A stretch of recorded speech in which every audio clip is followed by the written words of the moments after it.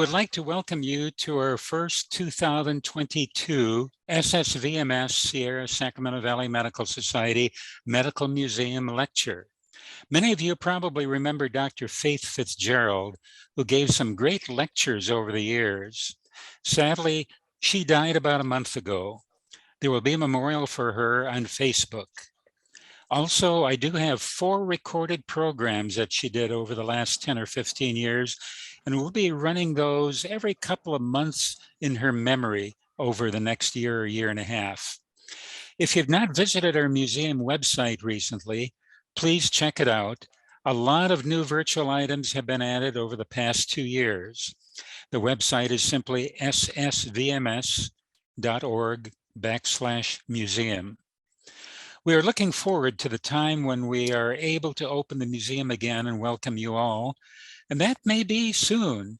We are hoping to open the museum on our Monday through Friday schedule on the 1st of March. Now I'd like to introduce tonight's speaker, Dr. Thomas Snyder. From his undergraduate work at Lafayette College in Pennsylvania, he entered medical school at the Albany, New York Medical College, receiving both his MD degree and a commission as lieutenant in the U.S. Navy Medical Corps Reserve at the same time. His postgraduate training at Rush Medical College in Chicago was interrupted by 3 years of Navy duty as a general medical officer aboard destroyers in the South China Sea, and later at the Naval Postgraduate School in Monterey, California. Upon completing his residency, Tom returned to California to join Kaiser Permanente in Martinez, where he served for many years as chief of urology and also as assistant physician-in-chief and chief of the surgical staff, retiring from Kaiser in 2003. Tom continued service in the Navy Reserve and capped his career as Director of Health Services at Treasure Island, retiring as a Navy captain in 1997. His awards included the Meritorious Service Medal, Navy Commendation Medal, and the Republic of Vietnam Campaign Medal, in addition to several others. Tom is writing a history of the first naval hospital on the West Coast at Mare Island. He is a founder and executive director of the Society for the History of Navy Medicine. He's also active in the Naval Order of the United States, America's oldest naval history organization, and founded and coordinates the Albany Base Hospital No. 33 Society, a military alumni group. At home in Vallejo, in addition to lecturing, he writes a blog of ships and surgeons, notes on maritime medicine, past and present. And I'd like to welcome Dr. Snyder to our lecture series. Bob, that's very nice. Thank you so much for that lovely red introduction. It's such a joy and such a pleasure to be here to participate in your lecture series. I've had the pleasure of visiting your museum on several occasions before the pandemic, and have enjoyed not only meetings and seminars there, but also some of your fabulous collections. It's nice to be participating again. And I have to say, not only am I looking forward to your museum reopening soon, but also to the idea of being able to give these presentations live and in front of people again in the very near future, I sure hope. Now let's see here. Let's try starting the slideshow. Here we go. So when I retired from the Navy, and when I retired from Kaiser Permanente, I started out as a history major in undergraduate school, but quickly shifted to the sciences. The reading in history was just daunting. But I have maintained this interest in history, this abiding interest and love in history, so that when I retired, I decided I would combine my medical interest and my naval interest to research, to write the history of the Navy's first hospital on the West Coast at Mare Island. So some background on this: well before California became a state, the United States government established a Pacific Squadron in 1821. This was homeported in Callao in Chile, Callao in Peru, and in Valparaiso, Chile. and ranged throughout the Pacific, particularly out to the Sandwich Islands, now the Hawaiian Islands, and as far north as the border between the disputed border between Canada and the United States. The purpose was to take care of sailors who got lost, to maintain some sort of order, and also to represent American interests in the Pacific, since the British Royal Navy, being the naval hegemon at that time, were sniffing around the Hawaiian Islands and thinking about perhaps making them a territory of the empire. California entered the picture in 1850 with statehood, and very shortly thereafter, the Naval Secretary of the Navy indicated that we should really be having an anchorage for our ships in the new state of California. And actually 2 years before statehood and then 2 years after statehood, the Navy sent commissions of officers out to decide a location for this anchorage. Interestingly enough, they were tasked to look only in the San Francisco Bay Area. They did not look in Southern California, for instance, in what is now San Diego, or now in Los Angeles or Long Beach, but only in the Bay Area. And in 1852, Mare Island, which was then actually there were people living there who did not own the property. They were basically bought out, and the Navy selected Mare Island as the location for the first Navy base. Now, before Commander Farragut, you'll recognize the name Farragut. He was a Navy commander then. Before he arrived on Mare Island, even a year or two before that, the Navy had sent a floating dry dock across the Panama Isthmus, and then into the Carquinez Straits, or into the Mare Island Straits, really, to set up a ship repair facility.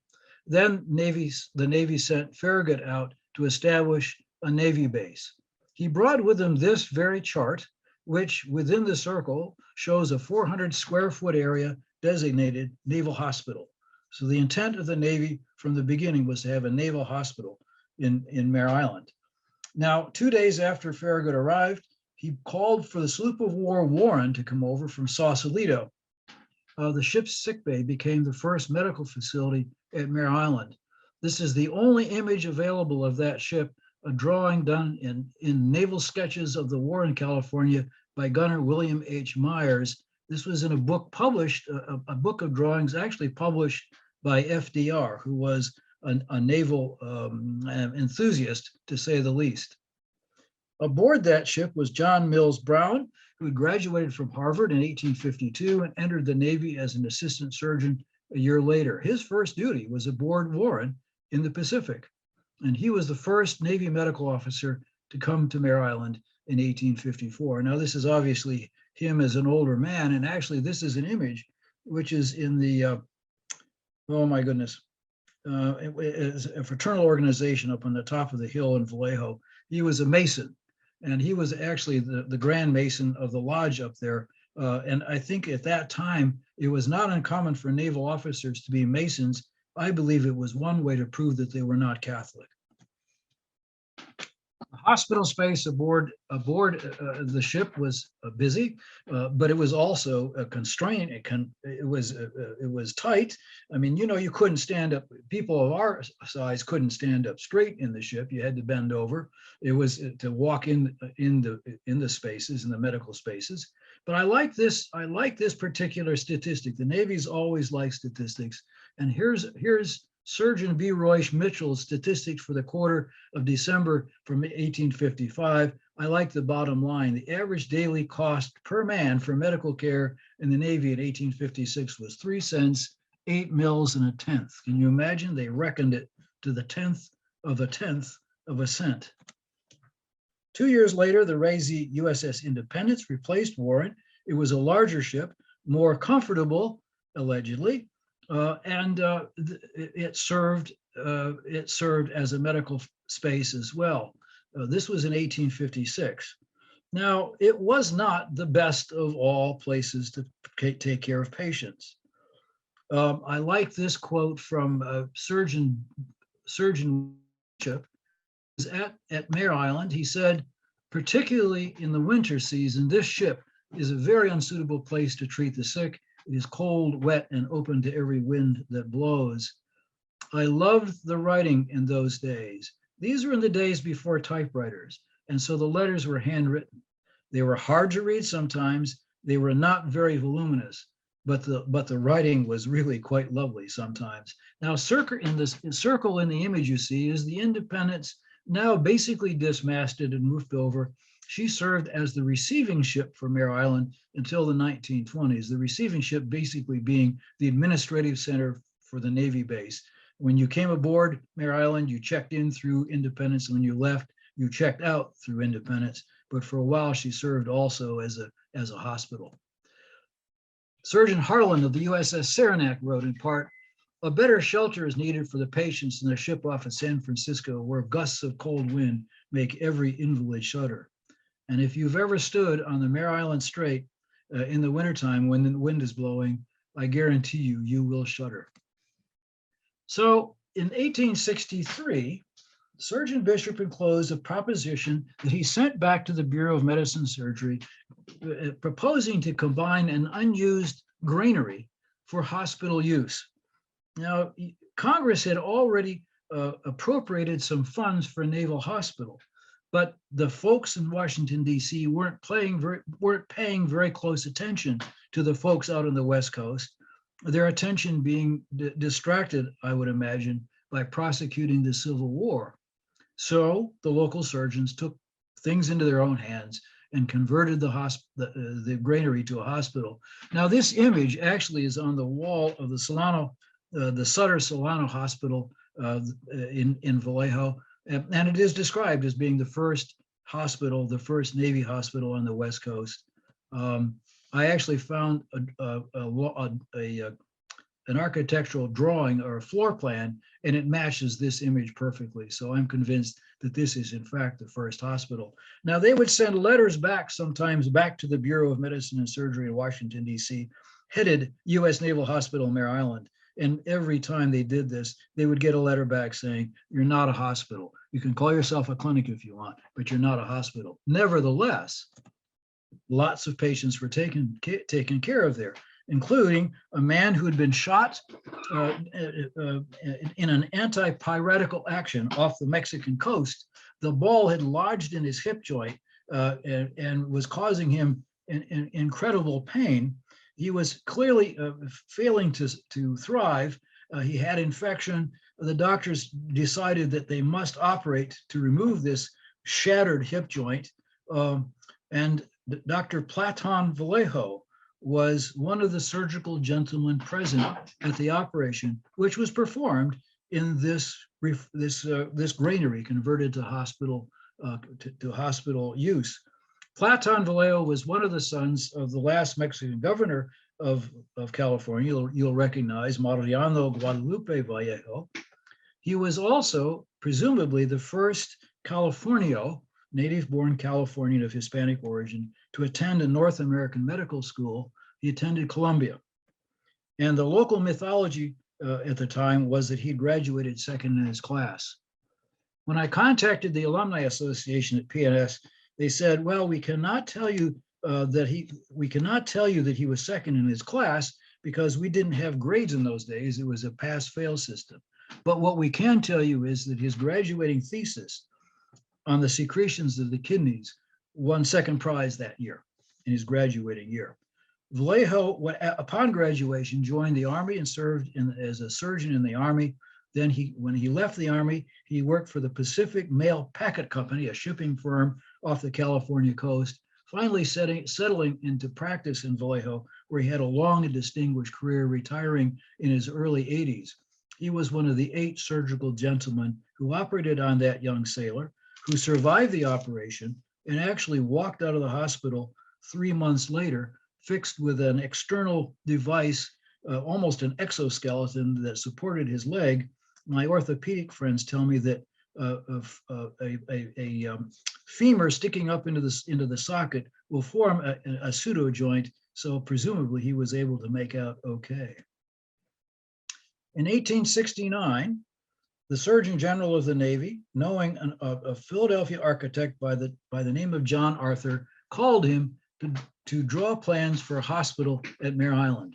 Now, they had known MacArthur because he'd built a hospital, a naval hospital in Philadelphia and one in Annapolis, and they liked his work. This was the cover of his architectural drawings, which exist in the National Archives. Edwardian, I guess, is the style. You'll see the central towers in the middle with two pavilions to either side. There was actually a third pavilion going off the backside of the hospital.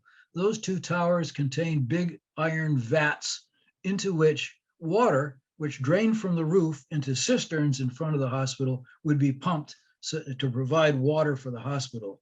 It's clear that MacArthur had never been in California, nor had he studied California. He did not realize that we don't have rain from April till November. And so water for this hospital was an issue right from the beginning. The other thing is this hospital was masonry only in earthquake country. Now, Surgeon Brown, whom we've met already, the mustachioed man, and a civil engineer by the name of Brown were appointed supervisors of construction. The bids were let. There were 7 bidders. Dennis Brown of San Francisco came in at $148,000, 20% lower than the next highest competitor. He had a secret plan. His secret plan was he realized that he was going to be digging in clay to dig out the cellar for the hospital, that he could burn this clay into bricks. And so he actually installed 2 kilns and burned 1 million bricks, which were described as being of very high quality, saving him the cost of shipping, the middleman, and all of that. And that's why he could come in at the lower rate. And this is a picture of the hospital soon after it was built, described as palatial. It opened in February of 1871. You can see off to the right, sort of at the 10 o'clock position, you can see the floating dry dock. There are several buildings on the left.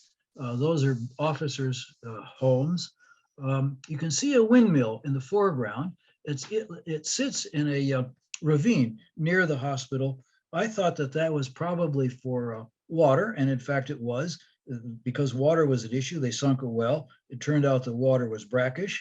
And they distilled the water for a while. That went dry. They got water from the city of Vallejo for some time. The reservoir in Vallejo went dry a couple of times.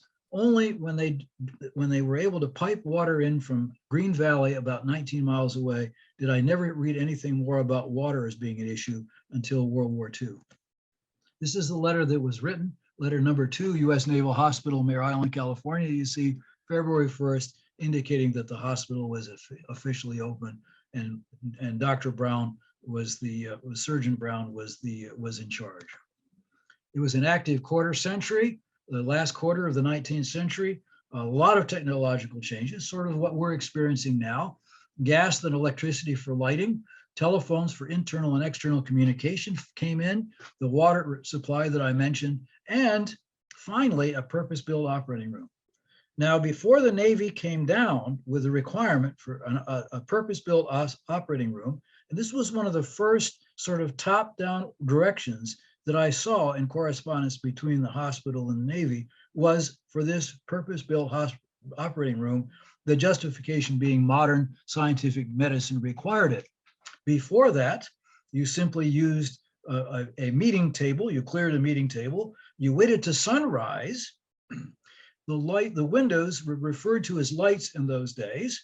You waited for sunrise, you broke out your surgical instruments, and you performed the operation in daylight. You couldn't use candles or gaslight because ether was the anesthesia of the time, terribly inflammable, as you know. That was the original operating room, was a nice oaken conference table or something like that. But finally, there was a purpose-built operating room with lights that were designed to be used with ether. And a letter actually went back to the Bureau saying, the other night, we performed our first emergency operation under artificial light to the great satisfaction of all concerned. Now, the hospital opens in 1871. The commanding officer's quarters are built 20 years later. Where did the commanding officer live in the meanwhile, and his family? they lived in the hospital on the first deck of the hospital. This was considered to be gauche because at that time, you did not want the officer's family rubbing elbows with common sailors. Finally, after yearly requesting $10,000 to build a home for the commanding officer, finally, and these requests would be sent up the chain of command to the Secretary of the Navy, who would then pass it off to Congress. Finally, Congress approved the building of this hospital, of this home, and it opened in 1892. Now, kind of a cute insight into the way they thought back in those days. The drawings for this hospital called for combination lighting fixtures. They would be both gas and electric. Electricity was available. The doctor wrote back to the Bureau saying, why should we have this combination? We could just use electric fittings for a whole lot less money. The Bureau said, no, put the gas and the electric in. You never know. So in 1898, 6 years later, on 31 March, the Mare Island earthquake happens. Richter 6.5 estimated. The hospital seriously damaged. Now, I was in the National Archives leafing through the correspondence the day that this thing came across. I came across this, and the first indication was a telegram sent back to the Bureau at 3 in the morning saying, a serious earthquake, hospital seriously damaged, no one dies, we're transferring the patients to another place. Now, when the hospital was being constructed, the Dr. Brown and Engineer Brown realized that the hospital was being made of masonry. And they realized also that they'd seen earthquakes where masonry chimneys didn't do very well. So they'd written back to the Bureau saying, we recommend that this building be reinforced with iron rods in the corners and iron straps surrounding the structure. And this was approved. I'm convinced that probably those iron straps are the reason why nobody died. In any case, the patients were transferred to a nearby Marine Corps barracks where they resided for the next year or two. The Marines and the Navy had a nice cost-sharing agreement to pay for the heat and the food and all of that. And then shortly after, so the earthquake is in March or April, and then in the 4th of May, Congress quickly appropriates $100,000 for a new hospital, and a DC architect by the name of Poindexter is engaged to produce plans to include all the convenience for a modern antiseptic. I think they meant aseptic surgery. They weren't using Lister's pumps by then. And the legislation specified that the new building be built on the old building's foundation in order to save costs. Dennis Brown's bricks paid off. And this is the hospital when it opens in 1900. This hospital still stands on Mare Island, and I'll talk to you about this some more. I found this photo of the commanding officer's office in the files. A pretty Spartan affair, but a list of the commanding officers of the hospital listed on the wall there. Now, I have a thesis that in this period of time, with the advance of science, one of the things that medicine did was build structures to designate or to indicate or to characterize the scientific advances. And one of those was the Contagious Hospital. We now know that bacteria cause infections, and we know that there is a contagion. And so we will build a building to represent our scientific knowledge about the control of contagion. It turns out that this Contagious Hospital mainly hospitalized tuberculars, which makes perfect sense, I think, but also syphilitics, which doesn't make any sense to me at all. In 1903, 2 junior officers' quarters are built. Again, where did the junior officers live until then? They lived on the first deck of the hospital as well. And by 1903, remember the Spanish-American War of 1898, America accumulated some territories in the Pacific. And we had a larger naval presence in the Pacific. The Naval Hospital at Mare Island would be the place where these people would be brought back for care stateside. So there was a need for those rooms that the doctors were living in and their families for patients. And that became the justification for building these two cottages. They're referred to as cottages. I think they each had 3 bedrooms. And they have broken wainscot. The first one was for the executive officer, the second in command, and the other was for the chief surgeon. Those houses still exist. After Mare Island closed, they lay fallow for several years. Then a person bought them, and now they're housing for students at Torro University, about which I'll talk more shortly. Now, the Army had nurses, the Army Medical Corps had nurses at the time of the Spanish-American War in 1898. The Navy did not. This was, again, not because the Navy didn't want them. In fact, for several years, the Surgeon General of the Navy would write as part of his naval estimates every year, the establishment of a nurse corps. This would go up the chain of command to the Secretary of the Navy. The Secretary of the Navy would pass it on to Congress. And finally, Congress in 1907 appropriated money for a nurse corps to be established in 1908. And this is a group of the heroes, the first nurses of the Navy Nurse Corps. The woman in the center is Miss Martha Pringle, one of the best, if not the best, of nurses in the Corps, was detailed to Mare Island to become the first nurse. Now, she looks like a formidable woman, and I do believe that it would take a formidable woman to be out on the frontier, probably one of the very few women in the establishment at the time, because men were still the secretaries or yeomen in Navy terms. So she was by herself out here, but very well respected. And in fact, after about a year, the doctor, the commanding officer, was writing back to the Bureau saying, you know, she's getting lonesome out here. Send us some more nurses. And oh, by the way, while you're at it, will you please give us money, appropriate money, so we can build a nurses' quarters, because right now they're having to ride into town. And in the summer, they get their white uniforms dusty and dirty. And in the winter, they get their uniforms muddy and dirty. Please give us money for a nurses' quarters. Now, World War I, again, construction is a big deal. The Congress appropriates a bunch of money for hospital construction as a consequence or in preparation for war. These buildings were built on Mare Island. Now we could say, so what's the point?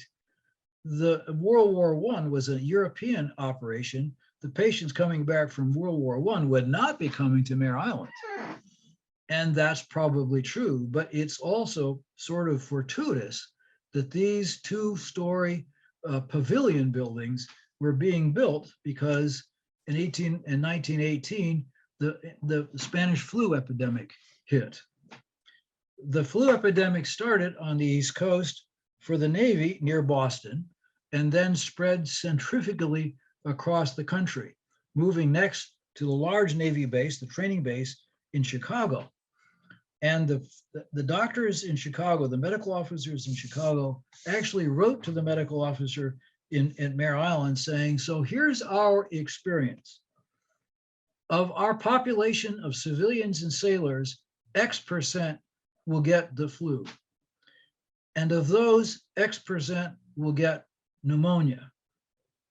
And so they were able, the doctors here were able to calculate, based upon the population, the naval population, the number of beds they would need for people with influenza. In other words, get them off the street, get them into isolation so they're not spreading contagion. And then for the pneumonia patients, put them in hospital. And as it turns out, the number of beds that were available, thanks to these new pavilions, were enough to handle the pneumonia patients. Now, you'll remember that this influenza was unusual in that it affected young people. And it's an observation that a young sailor could be feeling poorly and come to the hospital in the morning and be dead by 4 in the afternoon. I mean, it was a fulminating infection or a fulminating immune response to infection that caused their lungs to fill up with fluid, and they basically drowned to death. Now, at the time, the image on the left side here is a vaporizer. They were spraying these fellows with carbolic acid, phenol solution, The idea was that, well, we didn't know anything about viruses. The only virus that had been identified by this point was a huge virus called the tobacco mosaic virus. They had no idea. They knew it was contagious. There had been flu-like syndromes in the past produced by bacteria, such bacteria as Haemophilus influenzae. And so this was the only thing you had to fight bacterial infections were antiseptics like carbolic acid. Of course, it didn't do anything, but you do what you know what you do what you know what to do. The young medical officer that you can see just standing beside the pump device, he died of influenza. He was one of two medical officers at Mare Island who died. Two nurses also died, and they're both buried in the cemetery at Mare Island. After the flu epidemic was over, it came in like a bear and it went out like a lamb. It hit its peak in probably in early to mid-November, and it pretty much waned, so that by Christmas time, while the hospital workers were exhausted, just like they are now, the commanding officer decided that he should institute a Christmas decoration competition as a morale booster. And the commanding officer at the time was an amateur photographer. So back then, the Bureau was asking commanding officers of the hospitals to send a weekly letter back, just reporting on what was going on with the flu, how they were handling the flu situation. And with every letter that this man wrote, he sent a packet of photographs that he had made. And these are two of his photographs showing the decorations in the hospital. Also, you can see a patient on the photograph on the left, several patients actually. It gives you a nice indication of what the interior of a naval hospital looked like in 1918, 1919. So finally, after letters to the Bureau saying we need a residence for our nurses, 10 years on or more, we finally get this nurses' quarters. Again, the picture on the left is a picture made by the commanding officer of the hospital at the time, the amateur photographer. I think it's very evocative. You can see the lights in the nurses' quarter in the back, and the structure in front is a band shell, which was there until about 1960 or 65 and was knocked down during a storm. A tree fell on it. But a lovely evocative picture of the nurses' quarters. Scientific medicine again, we now have to have a laboratory building, 1922. Any idea what this is? 1920. Again, thanks to the commanding officer of the hospital. Those of you who are mechanically minded will notice the cutting bars of a lawnmower on the front of the device. You can see toward the right, and the handles of the device to the left. This is a power lawnmower circa 1920. But this medical officer had the presence of mind to take a picture, imagining that somebody might be interested in seeing what a lawnmower looked like back in those days.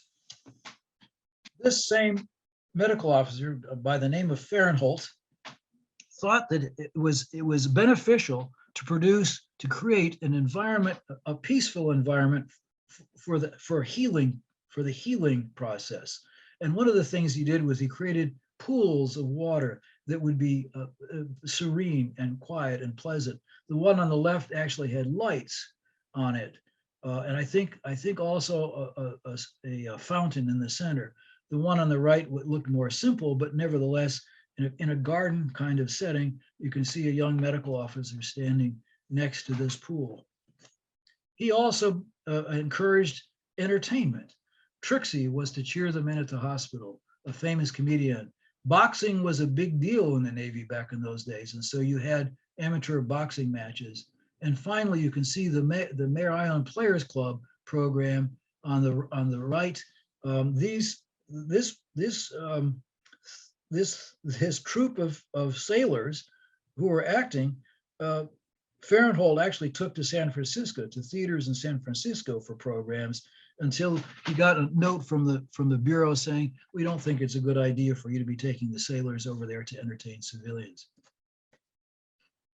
One of my pitches, one of my angles about Mare Island is that it was an innovative place. And this is one of the examples of innovation. This is actually a yard tug hull onto which has been built an ambulance boat. Now, the Bay Area didn't have any bridges in those days, I don't think, 1921. So how did you get around? If somebody got sick in San Francisco, how did you get him back to Mare Island? Or if somebody got sick on Treasure Island, how did you get him back to Mare Island? Well, you use this ambulance boat.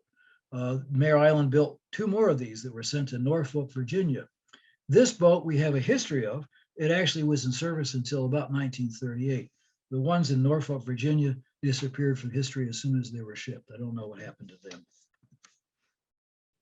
Now, 1926, psychiatry is becoming a respected part of medicine. The psychiatrists were called alienists in those days. It's derived from French. I'm not a French speaker, so I can't give you any more than that. But the Alienist Hospital was built in 26, built on modern principles. It had sunrooms that promoted healing, mental healing. It had activities, and they were also careful to put fairly stout screening on the second deck, on the second level of the hospital, to prevent suicides by defenestration, prevent suicides by jumping out of the windows. But here you are, scientific medicine being promoted in 1926. Now, from the very beginning, the hospital that you saw with the columns in front, it was made of wood. The architect realized that wood-built structures would sustain or would stand better in earthquakes than masonry. And so this wooden building, while it was earthquake resistant, still was a matter of worry and concern to the commanding officers right from the beginning. They worried about fire. And every year they would write back saying, we need to have fireproof construction. And every year the request would go to Congress to appropriate for fireproof construction. Finally, in 1925, Congress appropriated money for these buildings and actually two others. This is now, if you're standing in front of the building with the columns, the 1901 building, these are to the right. The building on the left in this image is a ward building for enlisted men. The one to the right is a sick officers' quarters. This speaks something about the culture of the Navy, that officers and men, at least in those days, and even when I was on active duty, don't mix. So my stateroom in the destroyer was in officers' country. And if an enlisted person needed to come to me, he had to request permission to enter officers' country to talk with me. I mean, that was the strict separation. So in this case, sick officers were in the structure to the right, and sick enlisted men were in the structure to the left. Now I'm going to advance the conversation to World War II. And this is, in my view, one of the biggest heroes of Navy medicine there is, Ross McIntyre, who was the Surgeon General from 1938 through the war. Now, McIntyre was an ENT doc. And when FDR was an Assistant Secretary of the Navy, he had some sinus problems. And one of his friends, who was also a Navy doc, said, listen, the best ENT guy you're ever going to see is this guy, Ross McIntyre. So right from the beginning, FDR became friendly and knew McIntyre and developed a liking for him, but also an appreciation for his talents.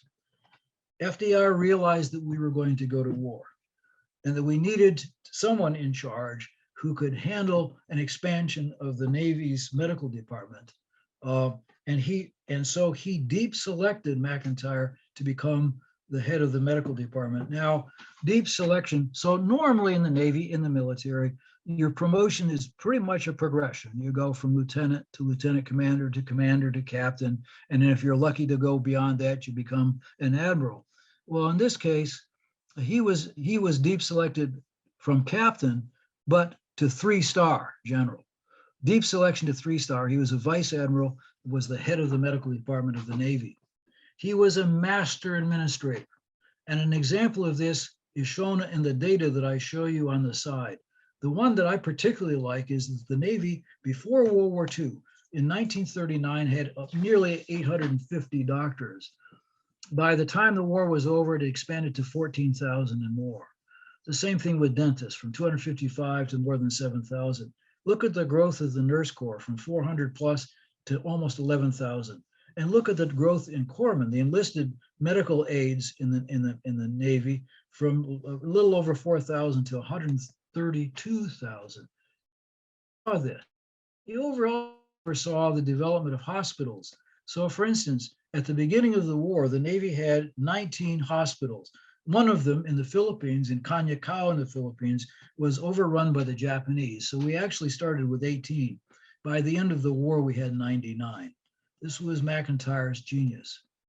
One of the things he realized was that the hospital at Mare Island had outlived its usefulness. It was old, it was restrained, it couldn't be expanded because there were hills going up behind the hospital, and the industrial plant of Mare Island was in front of the hospital. Plus, he worried that because this is a Navy yard, if the Japanese were to attack and bomb, even if they did not intend to bomb the hospital, bombing was not that accurate and the hospital would be at risk. So he set the 12th Naval District Surgeon to work looking for a site for another naval hospital. Now, they didn't have PowerPoint back in those days. And in fact, what the 12th Naval District doctor used was this shell road map. You could get road maps for free at the Shell station back in those days. So it was pretty efficient use of taxpayer money, didn't cost a dime. And what you see on this are several circles with crosses. And one of the circles in the center, sort of near the Bay Bridge, you can see a circle, that's Alameda Island. This is where casualties from the Pacific were brought back by ship and by air to Alameda. So it would make sense to have a new naval hospital somewhere close to Alameda. Now you'll see to the right of Alameda, you'll see a circle with a cross in the center of it. That was the location of a country club up in the Oakland Hills called the Oak Knoll Country Club, which had gone bankrupt during the Depression. And ultimately, McIntyre decided this would be a good location for the Naval Hospital. And so the Naval Hospital was established and temporary structures were built there. It was known colloquially, you all would remember, as Oak Knoll Naval Hospital, but it was actually officially the Naval Hospital, Oakland, California. But it all started with a shell roadmap. War is declared, and the attack is on the 7th of December. The first patients to come back to Mare Island, 179 of them, arrived on Christmas Day. Now, those of you who are doctors, remember from your residencies that if you had 4 or 5 admissions a night, at least in my case, we had 4 or 5 admissions a night, we thought we were being overworked. Well, these were 179 that arrived on Christmas Day, and these were the sickest of the sick. These were the guys with the compound fractures and the burns and the fractures, and they were very well taken care of. By this time, the naval staff had been fully integrated with reservists. And one of the letters that I read with pleasure was when the commanding officer wrote back to the Bureau soon after these people arrived, saying, the reservist doctors that we have here have handled themselves excellently well. They're giving excellent care to our patients. And I was very pleased to read that. Now, I've talked about innovation in Mare Island, and here's one of them, innovative burn care developed at Mare Island. The burn victims were among the worst, among the sickest patients and the ones that were the most severely injured. At that time, the traditional treatment of burns was to paint the burns with, I don't know, a substance of boiled bark that would produce basically a false or an artificial scab, an eschar. And it was opaque, so you couldn't see how the burn was healing underneath. In order to see it, you would have to peel that off, and it was a very painful process. It turns out one of the reservists that came to Mare Island was a dermatologist from Salt Lake City, and he came up with the idea of using wax and Vaseline, cod liver oil, and sulfa powder mixed together and then sprayed on the wound using a flit gun. Now, you have to be pretty old to know what a flit gun is. I grew up on farms, and one of the ways of controlling flies in the barns was you used a flit gun. And flit was an insecticide. It was actually a petroleum-based insecticide, you'd put the insecticide in a little canister and you pump the pump and it would spray the insecticide. Well, the same idea, you put this solution of Vaseline and cod liver oil and sulfur in there and you spray it on the burns. It produced instant pain relief, and the burns were left unbandaged so they could be easily observed.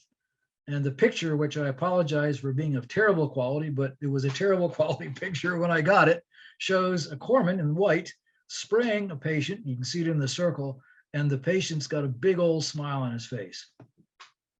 Now, the chief of the hospital wrote back to the Bureau saying, Life magazine is very interested in this innovative burn treatment. Would it be okay if we fed the information to them? The concern being, of course, did we want an enemy who might be subscribing to Life magazine to learn of our innovations? Well, the answer came back to the Bureau about 2 weeks later saying, yes, by all means, give this to Time, Life, and Sports Illustrated because it'll be terrific publicity for the Navy. Go Navy, beat Army.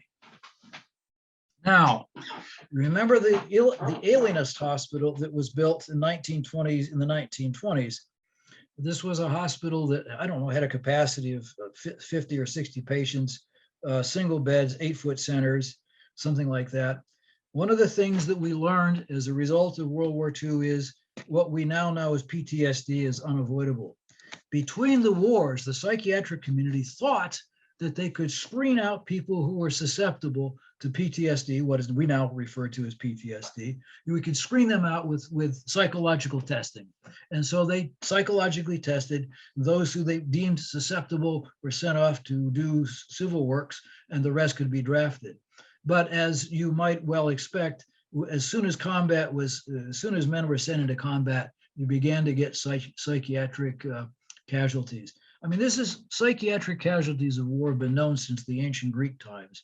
There's a play by one of the famous Greek playwrights. The play is named Ajax, and Ajax was the #2 soldier in Athens, and he was a hero. But he becomes a berserker as a result of his wartime experience. And when you read the play, the symptoms that he describes that are described about them match virtually perfectly the symptoms that we now ascribe to PTSD. In Civil War, it was called soldier's heart. In World War I, it was called shell shock. I mean, it's inevitable. And Sir Max Hastings is an English historian who's written a terrific 1-volume history of World War II. And in that volume, his description of the Australians fighting in New Guinea, fighting against a determined enemy in miserable conditions, hot, humid, bugs, your clothing rots off of you, your food is terrible, you fight this determined enemy up the hill, and then he counterattacks at night and drives you back down the hill. You can very well understand why all men have a breaking point at some point. And so the Navy was overwhelmed with a number of psychiatric casualties that are coming back. One of the things they did was they leased this facility at Napa State Hospital, a facility which had just opened and was going to be used as a TB sanitarium. This became the place, the Imola Annex of Naval Hospital, Mare Island, where the psychotics went, not just combat stress, but the psychotics went there. Now, Mare Island, a big hospital, lots of patients, got lots of important people visiting. This is one of my favorite photos of one of our favorite famous people to visit. I think you'll recognize Eleanor Roosevelt here. I think there are 2 stories in this picture. Look at the nurses. They're all in, they're delighted, they're smiling, they're leaning in. They're so happy to see the First Lady. Look at the Navy captain on the left. He's the commanding officer of the hospital, Captain Clifton. I would imagine he's a Republican. He's probably thinking, I've got more important things to be doing than escorting this person to see my medical staff. Here's another one. This is the guy in the circle up at the upper right is Bob Hope. And we had lots of people like this at Mare Island. Now, I talk about innovation at Mare Island. This is Mare Island's most famous hour. It was designated as the West Coast Amputation Center for work in artificial legs and arms. I would argue that there are two things that Mare Island had to offer that most places did not. One was you had experienced master machinists who could create intricate artificial joints. You also had access to the most modern materials, plastics, we would say, and so they could create the most sophisticated prostheses available. And in point of fact, the head of orthopedics at Letterman Army Hospital in San Francisco wrote back to his bureau at one point saying, I went over to look at the operation at Mare Island, and I have to tell you, the prosthetics they're making there are vastly superior to anything that we have at about 1/3 the cost. Now, the doctor that's standing there looking was an orthopedist whose name I don't remember at the moment. But as soon as I found his name, I wrote to the American Academy of Orthopedics saying, is this guy still alive? I need to talk with him about his experience at Mare Island. And they wrote back to me saying, we're sorry, he just died about 3 months ago. This is one of the problems with historical research. The hospital was busy. It was design capacity of 600 prior to the war, based on single beds on 8-foot centers. Its peak capacity was more than 2,300, double bunks and 4-foot centers. Now, these patients were not the patients that you see in hospitals nowadays. Most of the people that were hospitalized were guys who were recovering from their surgeries or their infections or whatever, and just needed a roof, a bed, and 3 squares a day before they could be released to either go back to duty or to be discharged from the hospital. So in modern terms, we would say that the acuity was pretty low for most of these guys. Not like nowadays, where as soon as you can walk, you're sent home. At the end of the war, there was a rapid demobilization. Patients were eager to move to hospitals close to their home. And so they were discharged and transferred very quickly. There was a policy to build a permanent hospital somewhere in the Bay, in the San Francisco Bay Area, and you know where that's going to be. And by August of '46, the bed capacity at Mare Island had gone from more than 2,300 down to 1,000. In other words, people were being sent home or sent to hospitals nearer their home very quickly. And this process continued until 1950. First of all, the Navy had announced that they were going to close Mare Island Naval Hospital. And as the hospital CO warned, it hit the local community like an atomic bomb. He warned them. He warned the hospital commanding officer warned the Navy Surgeon General to stand by for some rough weather for a while, as the community will fight as a mother tiger defending its young to retain the hospital here. This is a story about the Vallejo Chamber of Commerce, its lobbying operation. They called it the Armed Forces Committee, which was a lobbying operation in Washington, D.C. It turns out we had a very good lobbying organization that really lasted until probably the late 1980s. The last guy who did that, I knew him, told me that in the 4 or 5 years he was there, he'd gotten $500 million worth of construction at Mare Island. In other words, our guys had real juice when it came to getting money to keep the Navy Yard busy. And so they did fight like crazy, and the hospital persisted. But it did slowly get capacity decreased. But there was a Korean War caused a temporary expansion, and then in June 1957 there was an influenza epidemic that caused an expansion. But inevitably, finally, on the 15th of October, 1957, its closure was announced. This was not the end of Navy medicine, however, on Mare Island. The hospital maintained a few beds for a while. Then a clinic was built, and the clinic still stands. It's a fairly modern building that when the Navy Yard closed, the VA took it over, and it's now a VA clinic. So Navy medicine and federal medicine has not left Mare Island yet. This is one of my favorite pictures. This is a picture of the Navy base, rather the hospital complex at its peak in 1946. I'd like to invite your attention, first of all, to these two structures here. These are two of those World War I era pavilions still remaining. This is the hospital building with the columns in front. These are the ward buildings on the right side, and this is the sick officers' quarters. Over here is an equivalent ward building that was built during the Depression. They had a heck of a time getting this built. There was done during the Depression, Works Progress Administration and stuff, that they had a hard time getting this thing built. It took 2 or 3 years to get it built, but finally. This, this is one of my favorite structures. This is the nurses' quarters. It was built in 1936 or 1938. What's unique about it is it's Y-shaped, very unusual. The other thing is it's Spanish Revival style. The Navy actually tried to make things pleasant back in those days. They knew that the nurses worked very hard. They wanted them to have a place of quiet and a place of respite. There are porches on the back side of this with really lovely views of the Carquinez Straits and of San Francisco Bay. And this is the final construction of World War II. This is a recreation building,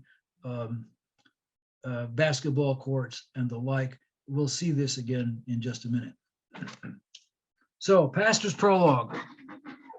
So things that happened on Mare Island reappear in modern form. So a picture on the left is a public works image of a barracks for hospital waves, females who are going to become corpsmen in the Navy. On the right is that same building, now an administration building for Torro University. Torro University moved into the hospital complex in the 90s.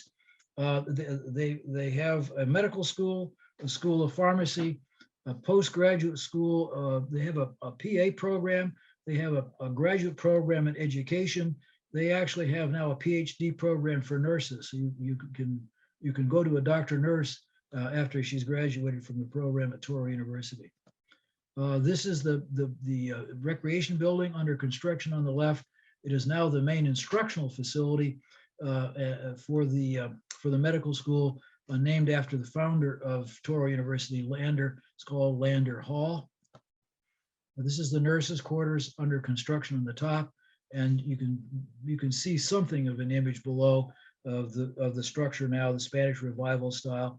One of the limbs of the Y actually has a student lounge that's sort of it's a craftsman style decor on the inside. It's a lovely, lovely facility. The rest of it is administration for Torro University as well. That's the modern time in Vallejo. Let me tell you, the Torro University, the medical, so what they've done is, this is a school of osteopathy. They run the first 2 years, the preclinical years in Vallejo, and then the students are sent out for their clinical years to Nevada, mostly, I think. The pharmacy school is a serious deal. I mean, when they start these things, they go at it really seriously. To open the pharmacy school, they got the #2 pharmacist at UCLA to come up and start their pharmacy school. I mean, they're a serious operation. They ultimately figure they're going to have 15,000 students at the Mare Island campus. They're at about 2,500 right now, so I don't know where the rest of the student body growth is going to be. With that, let's see. I'm over my 40 minutes, so let's make our questions quick or not. It's up to you. Let's see, there's one question here. Yeah, we have one question here. Have you recorded history of the first female physician in the Navy on Mare Island? I have recorded the history of the first female physician in the Navy.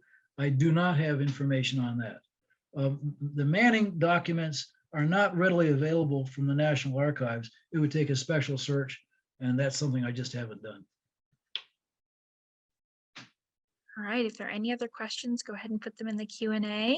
Thank you so much, Dr. Snyder. That was wonderful. Very, very interesting. Well, thank you so much thank you all for coming, taking your time out in the evening to listen in. And thank Appreciate you, it. Tom, for a wonderful presentation. I never had the concept that there was so much going on at Mare Island, medical-wise. It was a big place. It was, at one time, it was the Navy medical facility for California. San Diego was a Johnny-come-lately. I mean, there was a medical facility in San Diego around World War I, but really San Diego came into its own in World War II. And then, of course, Oakland, Naval Hospital got pretty busy too. There were 15 naval hospitals in California at the peak in World War II. That's another talk I give, which is, I think, kind of interesting. Well, thank you so much. And this is being recorded, and we'll have this available on our YouTube channel. It usually takes us a few days to get it up, but we will have this posted so you can share with others. All right. Couple more questions, it looks like. Oh, maybe. do you have any further information about building H89? Was that where prosthetics were made and fitted? Oh man, I don't have that right on the tip of my tongue. I do have records of the buildings and when they were built and the purposes for them. If it was the prosthetics building, that no longer exists. I know exactly where it was. And what's there now is a modern building that Torro has been using as like a translational medicine. So taking the latest concepts and translating them into clinical applications. I think the student body health center is there too. But I should probably research building 89. And if you want to leave your email address or whatever, I can get back to you on this.